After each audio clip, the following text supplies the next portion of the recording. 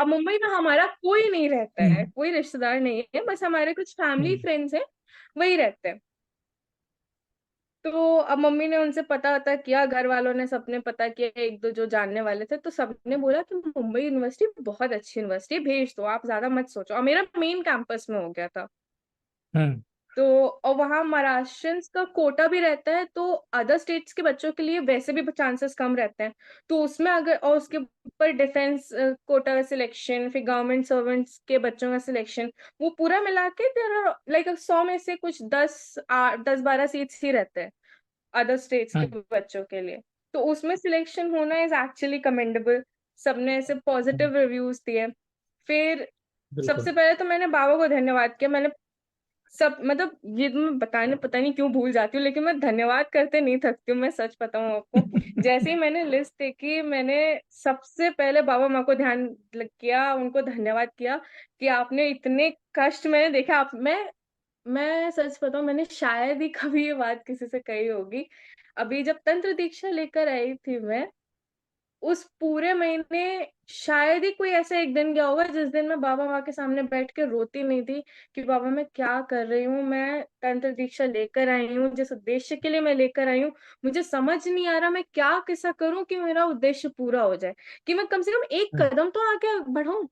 मुझे कुछ डेफिनेटली। समझ नहीं आता। मैं ऐसा कोई दिन नहीं जाता था, मैं हम्म। ध्यान करने बैठती थी तब, जाप करने बैठूं, या कभी ऐसे पढ़ भी रही हूँ तो बैठे बैठे मेरे आंसू निकलने लगते थे कि मैं क्या कर रही हूँ, क्यों कर रही हूँ, कैसे मैं इससे आगे बढ़ सकती हूँ, मुझे कुछ समझ नहीं आता था।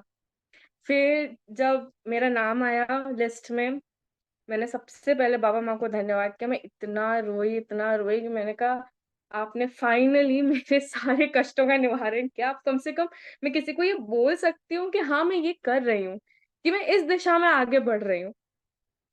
तो मेरा सिलेक्शन हुआ, एंड उस दिन से पूरी कहानी ही बदल गई। उस दिन से पूरी कहानी बदल गई। ये जो चेहरे पे आप मेरे रौनक देख रहे हो, ये बाबा माँ की कृपा से पिछले 3 महीने में आई है। उससे पहले मैं मतलब, इवन मेरी माँ जो है राधा शालिनी जी, आप उनसे भी कभी पूछेगा, वो भी ये कहेंगे इसको हमने साल भर दिल्ली में डांटा, इसके चेहरे पे कभी हंसी नहीं रहती थी, हर काम करने में tin tin tin tin tin tin. और अब बाबा माँ की कृपा से इतना सुकून है जीवन में। पहले मुझे हर काम करने में था ये कैसे होगा, अब मुझे लगता है कि देख लेंगे, बाबा माँ देख लेंगे, मैं देख लूंगी, नहीं हुआ तो बाबा माँ तो देख ही लेंगे। तो बिल्कुल ऐसा होता है। एंड मुंबई जब मेरा सिलेक्शन हुआ, विद इन 4 डेज मैं घर आ गई सारा सामान लेके। विद इन नेक्स्ट 2 डेज मैं मुंबई चली गई थी, क्योंकि मेरे क्लासेस स्टार्ट होने थे। एंड ना मेरा हॉस्टल हुआ था उस टाइम, तो बस कॉलेज एडमिशन हुआ था। 1 महीने मैं हमारे फैमिली फ्रेंड के यहाँ रही। उनके यहाँ भी बाबा माँ की कृपा से इतने अच्छे हैं सब लोग, इतने अच्छे लोगों का मुझे सानिध्य प्राप्त हुआ। मैं मतलब, मुंबई एक ऐसी जगह है जहाँ पे इंसान बन भी सकता है, बिगड़ भी सकता है, लेकिन मुझे इतने सज्जन लोगों का सानिध्य मिला था कि वो हर कदम पे मुझे गाइड करते हैं।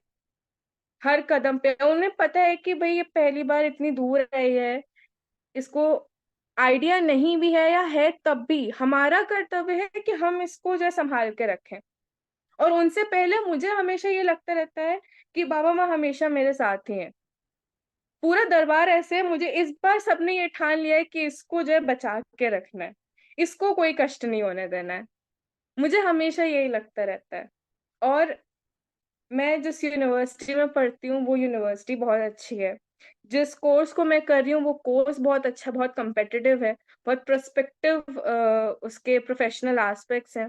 मैं इंटरनेशनल रिलेशंस पढ़ रही हूँ अभी, एंड मेरा मेजर फोकस है cross border encounters and strategic diplomacy. तो उसमें अभी जिस तरह से हमारे देश में हालात चल रहे हैं, उसकी वजह से भी काफी प्रोस्पेक्ट्स हैं, और ये एक ऐसी चीज है जो हर तरह से गवर्नमेंट सेक्टर में काम आती है। तो वो कोर्स भी अच्छा है, मेरे टीचर्स भी मुझे अच्छे मिल गए। प्लस अभी रिसेंटली मेरा कोर्स स्टार्ट होते ही होते मैंने काफी ऐसे नेटवर्क्स बना लिए हैं जो मुझे आगे प्रोफेशनली काम आएंगे। ये सारी चीजें मैंने कभी नहीं की थी। मैं अपने जीवन में कभी स्टूडेंट लाइफ में इतनी एक्टिव रही ही नहीं कि मुझे हाँ ये करना है, कि मुझे समाज के लिए ये करना है, मुझे अपने प्रोफेशनल डेवलपमेंट के लिए करना है। कभी नहीं की थी। इस तरह से ये जो मैं आज आपको एक्सपीरियंस भी शेयर कर रही हूँ, ये भी मैंने कभी नहीं किया था।